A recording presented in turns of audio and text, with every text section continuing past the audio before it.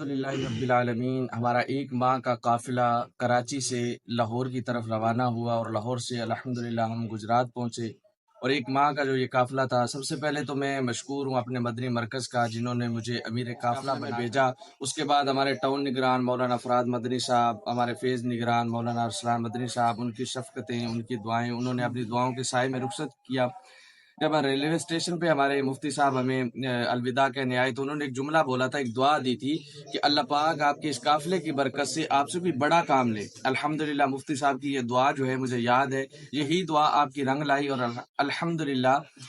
لاہور کے اندر ایک غیر مسلم نے اسی قافلے کی برکت سے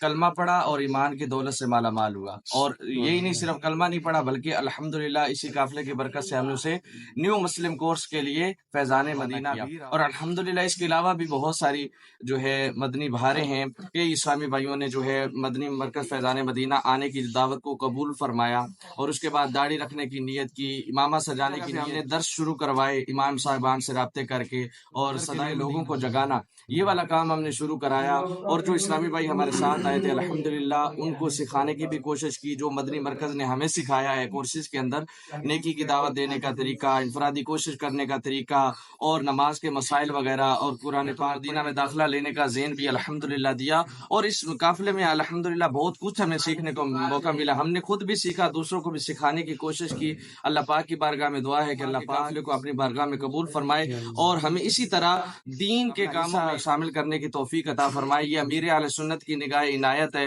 اور یہ دعوت اسلامی کا فیضان ہے۔ اللہ پاک کی بارگاہ میں دعا ہے کہ اللہ پاک اسلامی میں ہمیں استقامت عطا، اللہ پاک ہمیں دعوت اسلامی کے 12 دینی کام کرنے کی بھی توفیق عطا فرمائے، دعوت اسلامی میں استقامت عطا فرمائے، امیر اہل سنت کی غلامی عطا فرمائے۔